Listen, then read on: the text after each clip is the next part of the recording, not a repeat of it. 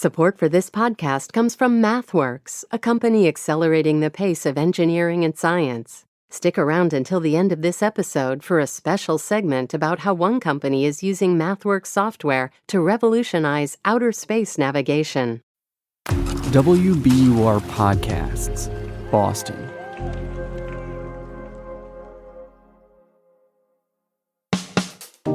I'm Daryl C. Murphy, and you're listening to The Common.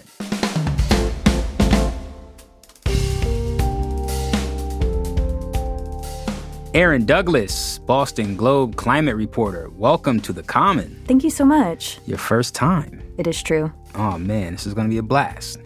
So, Erin, today we're going to talk about something pretty interesting, maybe even a little alarming. 1/6 of Boston is built on artificial land.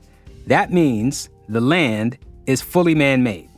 And this artificial land was often built at a lower elevation than natural land, and it makes up a larger portion of our coastal neighborhoods. Yes. So when we're thinking about the impacts of climate change, that can be a big issue because we have to think about things like rising sea levels and intensifying storms. But before we get into all of that, Erin, I want you to take us back in time to when Bostonians felt like, hey, let's make this place bigger. Walk us through that. Yeah, totally. So beginning in roughly the late 1700s, and then for about 2 centuries after that time, so, more than 200 years, Bostonians began to create a lot of land. And most listeners may know this as fill, but as you mentioned, made land or artificial land is maybe a better term. The bulk of this land making happened during the 19th and 20th centuries. And what they were doing is Boston used to be on what is called a tombolo. And that's a fancy word for an island that has one little strip of land that connects it to the mainland. And so that's what downtown Boston was built on. A tombolo. A tombolo, yes. And that area has doubled in size over, hundreds of years of creating land. Yeah. What they were doing is they took timbers and they laid it down in sort of a crosshair pattern. And then they filled it with, at the time, they were using trash. But it's not trash like we think of it today because trash today has a lot of plastic. At that time, trash was like organic materials, like excess food or agricultural waste or whatever. But then later on, they got a little bit worried that this was causing a spread of disease. That was later debunked. That wasn't the case. Nevertheless, they changed their tactics in the 1800s, and they decided, okay, instead of using our trash, we're going to use just clean gravel, dirt, mud, whatever we can get our hands on to create more land, because they're running out of real estate, essentially. And so that's why we end up chopping down Beacon Hill, for example. Beacon Hill used to be a full 60 feet higher in elevation than it is today. That's just wild to me that someone said, we can cut this hill down and put it somewhere else, basically. That's so interesting. Now, what parts of the city are artificial land? A lot. So as you said, 1/6 of Boston is built on made land, and that proportion is much higher in certain neighborhoods. So obviously inland neighborhoods like, maybe you think of Dorchester or Roxbury, like they're pretty far, relatively speaking, from the Atlantic. And so they didn't need to build more into the water, right? But if you think of downtown Boston, like I said, that's doubled in size. Charlestown is another neighborhood that has a lot of made land. East Boston and Eastie, there's a lot because it used to be this little collection of islands and they connected all of those. The whole airport, Logan Airport, is built on fill. And then Back Bay and also the seaport. How does this artificial land play with the increased impacts of climate change in our city? Sure. So Boston has probably more artificial land than any other city in North America. And when they were building this land, they didn't necessarily build it that much higher than the high tide at the time because it's more expensive. You have to acquire more materials. You have to get more labor. It's a lot more work to build it, pretty high. And so what they did is they were like, okay, let's just build it, several feet above the high tide. We'll make sure it's dry, easy peasy, no problem. Problem now is that climate change is happening. Sea levels are rising. We've already had about a foot of sea level rise since the early 1900s or so. And then, by 2050, we're expecting, another foot compared to 2000 levels. And so as sea levels rise along Boston's waterfront, the high tide is getting higher. And so when we have a big storm, that water can come in and penetrate the land, and the water is going to look for the lowest area possible to enter the city. And in most cases, that's going to be the artificial land. What neighborhoods are more susceptible to this? Yeah, for sure. I mean, I would say East Boston, that's one of the most flood vulnerable neighborhoods in the city. Charlestown, the Seaport, places that are near to the water and also have a high amount of artificial land. It's really interesting because if you look at the future floodplain maps with different levels of sea level rise, and then you compare that to the original shoreline of Boston, like in the 1600s or so, it's a very high correlation, which is really fascinating. Yeah, and I wonder, how does that susceptibility differ from neighborhood to neighborhood where there's a lot of artificial land? Yeah, because it really does depend on how that land was created and at what time period. So a good example is Logan Airport. It was actually built later, and for whatever reason, they decided to build the airport quite a bit higher in elevation compared to some of the earlier projects. So Logan is actually less susceptible to flooding than East Boston, which is right next door. So this artificial land is pretty much at the front lines of the city's climate resilience work. In your story, you talk about a park in Charlestown that's facing some challenges when it comes to building a resiliency project on the made land in that neighborhood. Tell us about that. Yeah, so in Charlestown, the city has a plan to fortify its waterfront parks from sea level rise and flooding. And what they want to do at Ryan Park and Ryan Playground in Charlestown is to elevate the whole park about 2 feet, and then also to build a big berm, which is basically a big hill, a big strong wall that's disguised, under the ground. It would be like a sloping hill that goes up, and it'd be nicely vegetated and provide a nice view of the city, et cetera. And that berm adds a lot of weight.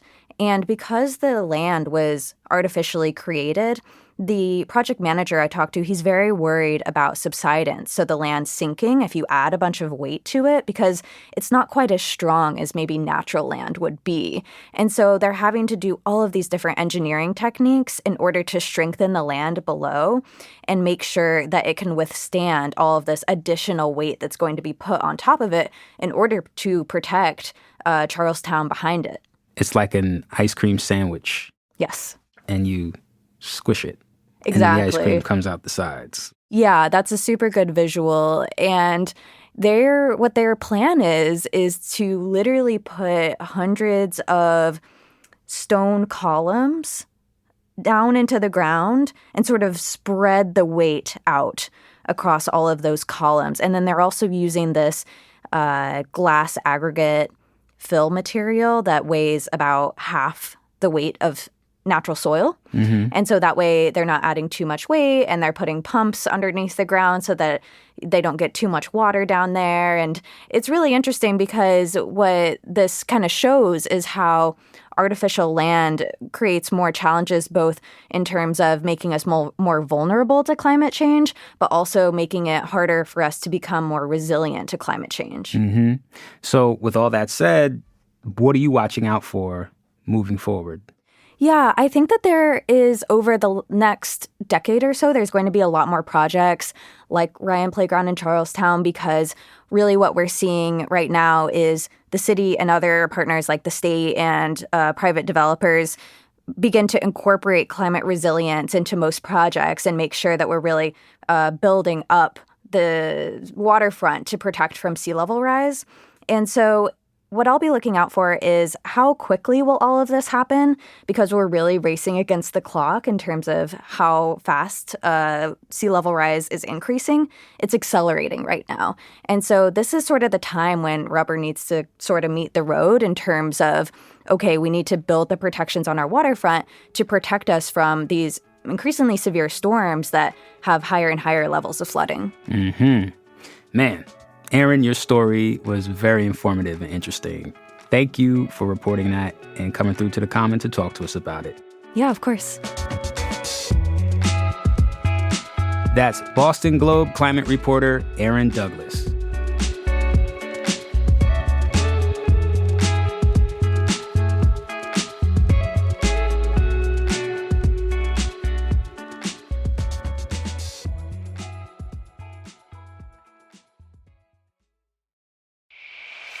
Support for this podcast comes from MathWorks, creator of MATLAB and Simulink software. The aerospace company Kinetics uses MATLAB to develop optical navigation for spacecrafts. What's interesting about optical navigation is once you have the camera, which is the metaphorical eye here on the spacecraft, then you have to break down all the math that we human beings take for granted that comes with seeing. Stick around until the end of this episode for a special segment on how to navigate a spacecraft to Pluto. Politics has never been stranger or more online, which is why the politics team at Wired is making a new show, Wired Politics Lab. It's all about how to navigate the endless stream of news and information and what to look out for. Each week on the show, we'll dig into far-right platforms, AI chatbots, influencer campaigns, and so much more. Wired Politics Lab launches Thursday, April 11th. Follow the show wherever you get your podcasts.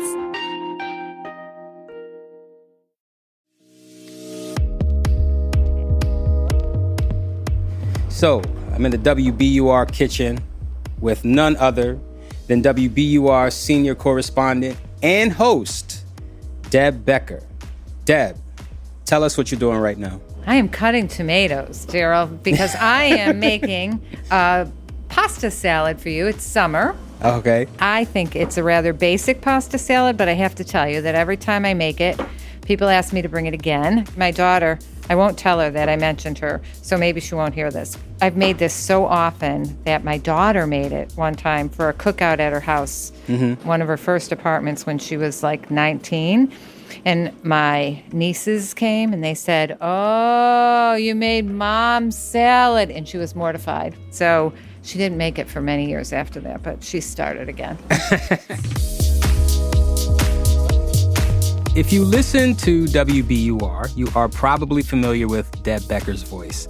You might have heard any number of her reports on issues like mental health, addiction, and the criminal legal system. Or maybe you're more familiar with her as a host on other WBUR programs. She does a lot, but we learned that when she has some free time away from her work, she loves to cook. So a little while back, we took over the WBUR kitchen so Deb could show us how to make one of her signature summer dishes, while also talking about her love of food and her long career in journalism. So, what got you into cooking? Oh, boy. You know what? I always loved to cook, even when I was young. And I'm the oldest of 6 kids. And so a lot of times I would experiment with my siblings, who could tell you all kinds of stories to this day about some of the things I forced them to eat sometimes. What's an example? I can never say the words tuna casserole around my siblings because they, to this day, make fun of me for... I mean, tuna casserole is gross, really, anyway, but I think I was about 11 when I tried to make it for them. And that's the memory that they have. Nothing good I ever made, but they have very strong memories of really disgusting tuna casserole. They were with you on the journey. They were with me on the journey. But I always cooked. I spent a semester abroad in college. I made Thanksgiving for people because I wanted to teach them about turkey and everything. And it's just always been a thing. So, yeah, I really enjoy it. So what's your favorite thing to cook? I love all kinds of pasta, and I love making homemade pasta. Like fresh pasta?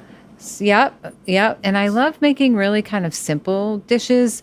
My husband's grandmother was a great cook, also Italian. When she was getting older, I spent many, many weekends with her to learn how to make some of her dishes.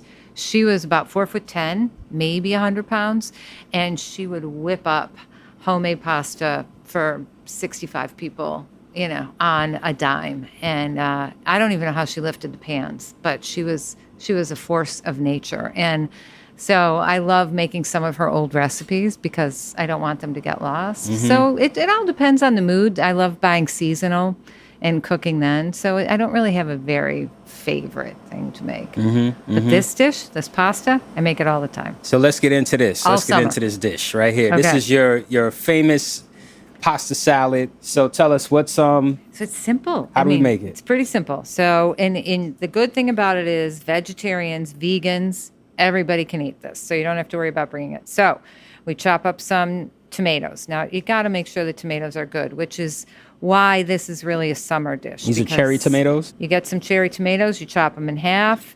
You get some cucumber, see? And you just So you're chopping them into Yeah. long quarters. get rid of the seeds. We don't like seeds in our salads, so we don't want too many seeds. We chop up some So you're scallions, dicing the cucumbers right dicing the cucumbers, and some herbs. now. Ooh, what kind of herbs? So I have fresh basil and fresh parsley. Got to be fresh. It always has to be, and a ton of it. We'll boil orzo. Orzo is a great thing to use in a pasta salad, I think. And I see we have some garbanzo beans. And then we put in a can of garbanzos, a can of pitted Kalamata olives. I want to ask you, because this is what you do when you're not reporting. I'm very curious to also know, at what point in your life did you decide that journalism was for you? When I was going to college, I wasn't sure what I wanted to major in, but I knew that the thing that excited me was reading and writing. And I was always reading. And so I thought, well, what am I going to do? And I'm from Buffalo, New York. And so when I spoke with people, they said, well, how about journalism? And how about this school near Buffalo, St. Bonaventure University, which has a good journalism program. And it's about 45 minutes from Buffalo. And so I went to St. Bonaventure and started working on the school newspaper. And I think that's when I said, oh, this is really fun.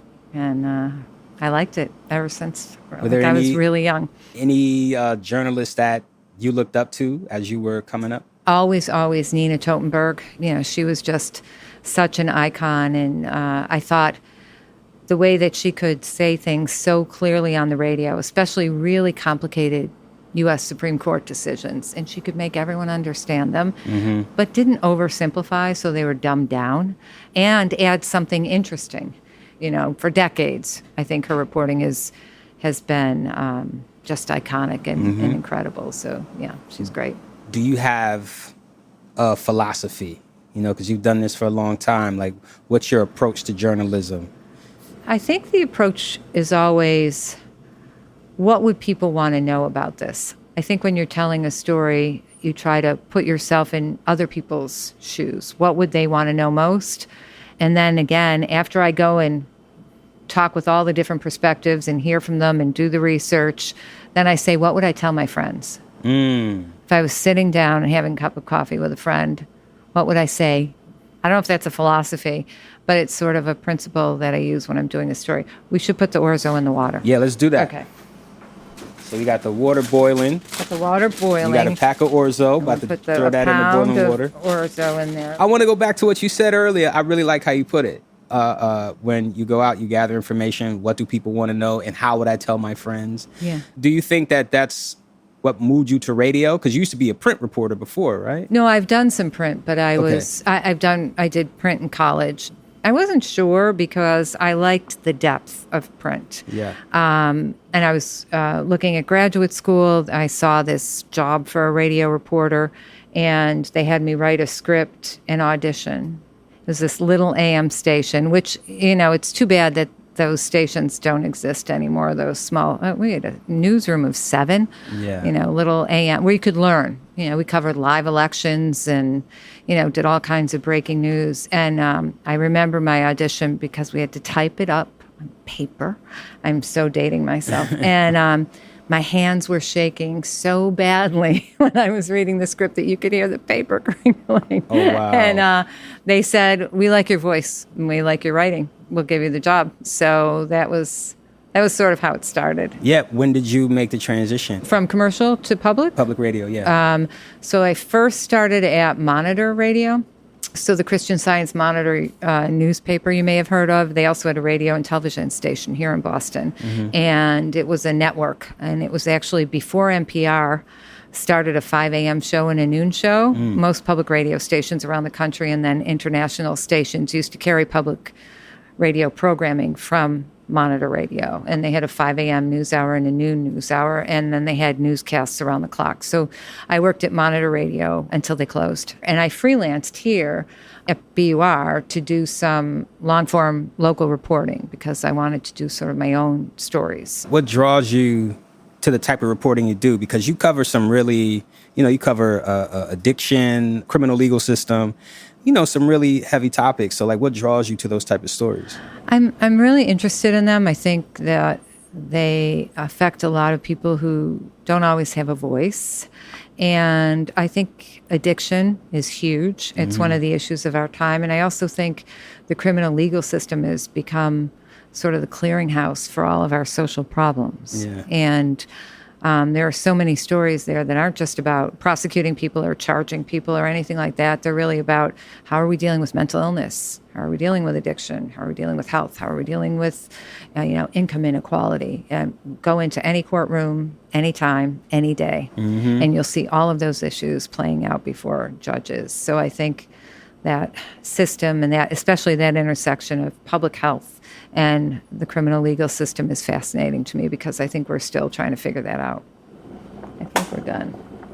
Now we're going to drain this. So you're pouring the orzo into a strainer. Into the colander, and then you need to rinse it. Oops, what happened there? You're rinsing the starch off. And also, you don't want this to be hot. Got it. When you pour it all over all of your beautiful vegetables that you just cut and your beautiful herbs, right? True. So you definitely don't want hot pasta. You want it to be a little bit more. And make sure you rinse it with cold water. I think it also prevents it from, the lack of the starch prevents it from glopping together and sticking together in clumps. You don't want that. Is that your colander? This is my husband's grandmother's colander. Oh, wow. Yo, now, she isn't died it cool? 30 years ago. Can you imagine? Yeah. So the first thing you do, too, or what I do anyway, is so you get the orzo in, and, you need a good olive oil, too. Because, olive oil can make all the difference. So there you go. Now I see you mixing it in you stir it all up. You give it a nice coating. Big salad bowl. You give it a little salt and pepper. Good pepper, grind it yourself. Okay, so here we go. Here's our salad, and now we're going to make a little bit of a dressing. So we're going to put in some olive oil. Maybe 2/3 of a cup. I like okay? it. We'll say maybe 2/3 of a cup. We'll do a little balsamic. Maybe 2 tablespoons. And then we do a little salt in there. That's too much. We're going to get rid of some of that. A little pepper. And a little sugar. Pretty simple. It is simple, I'm telling you. And so you give that a good mix. You're making me think of something. You're a reporter and the host. Which one do you like better? Reporting. Okay. You like being out there. But I really like hosting. I mean, it's really fun. And Tell me about it. I like the difference. Yeah. I like having different things to do all the time. I think, I've been here for more than 20 years. If I was just doing the same job every day for 20 years, I would never have been able to stay here that long. Yeah. So I think I've done every job at WBUR, every news job. I've been a producer, assistant producer, editor, executive producer. Oh, wow. I've hosted every show. I've been a reporter. So it's kept me interested, and I like that. Okay, so now the key is the taste test. So you just have to kind of taste to see if you like it. It needs a little more salt. That's all it is. You don't need a recipe. You just need your taste buds. Yeah, and that's why you under salt and pepper. Right. When you start, and under dress. Can always add more. You can't take it away. Correct. That's delicious. Thank you. Thank you so much for coming through to the Common. You're welcome.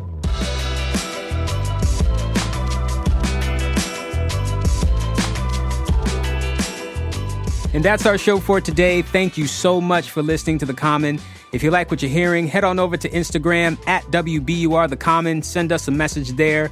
Or you can send us an email at thecommon@wbur.org. And now it is that time for me to let you know that The Common is produced by Franny Monahan. It's mixed by Emily Jankowski and Paul Vaitkes. And it's edited by Samantha Joshi and Ben Brock Johnson. And our theme music is Me from Hisu. And from the newsroom of WBUR, I'm your host, Daryl C. Murphy. I'll talk to you soon.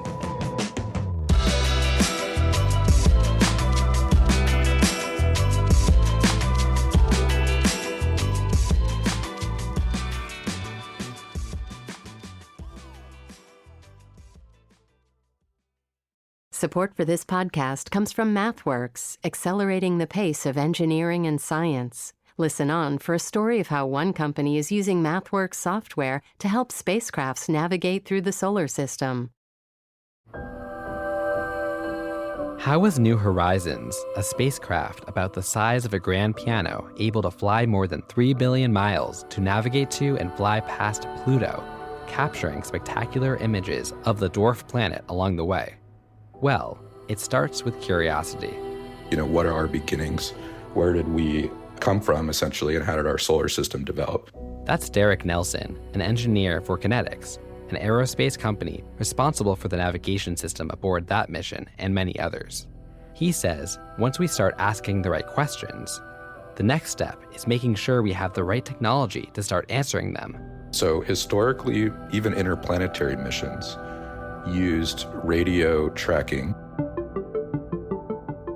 He says radio tracking is essentially using antennas on Earth to send radio signals to the spacecraft and receive those signals back.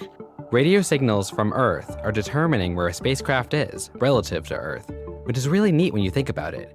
This technology has taken spacecrafts to Mars and beyond. But to go to Pluto, radio tracking wasn't enough. For certain planets that you've never been to or that are far away, like Jupiter, Saturn, and Pluto, you need to know where the spacecraft is relative to that planet. And we, as the science community, at the time didn't know exactly where those planets were. Enter optical navigation. What Kinetics is sort of unique with is that we also incorporate optical navigation data. And what that means is using the cameras on board a spacecraft to take images of the target that ultimately you're trying to navigate to. So essentially, spacecrafts are given a brand new tool to navigate, their own eyes. And so, for example, we did this with the Pluto flyby of the New Horizons mission. And so the way that we do that is we take images of the target, so in this case, Pluto, with respect to background stars in the same image. So those stars in the image give us the orientation of the camera, and then we find the center of Pluto in each of the images, and that gives us the position of the spacecraft relative to Pluto, and that's what we use to navigate. One of the benefits of optical navigation is how precise it can be, which can be useful for all sorts of missions. So, for example, the OSIRIS-REx mission to asteroid Bennu required navigation on the order of centimeters around the asteroid. And so you can think of it as in trying to navigate a spacecraft that's behind the sun, essentially, down to centimeter precision. So the technology is very precise, but it's complicated and takes more than just advanced sensors. Now, what's interesting about optical navigation is once you have the camera, which is the metaphorical eye here on the spacecraft, then you have to break down all the math that we human beings take for granted that comes with seeing. That's Ossie Sorella, the space segment manager at MathWorks, the creator of MATLAB, which is the software core to Kinetics' optical navigation platform. When we see an object, we can kind of intuitively tell where it's positioned, whether it's moving, and what we're looking at. We've learned that over the years. A spacecraft doesn't inherently know that, so you have to break down all of those things into math and translate it into an algorithmic form that a computer can solve.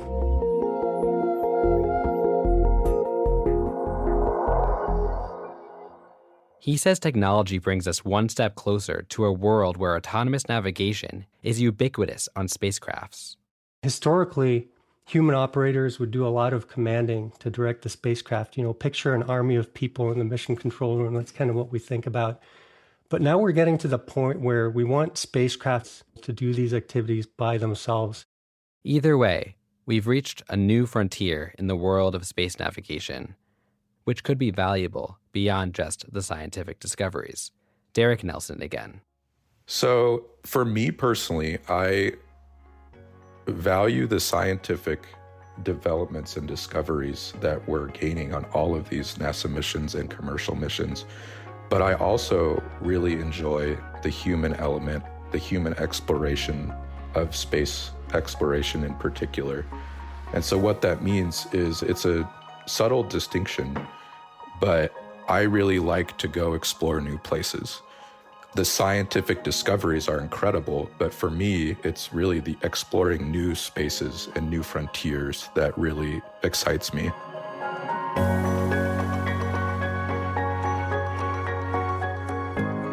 To learn more about MathWorks and kinetics, and for more stories, check out WBUR.org/MathWorks.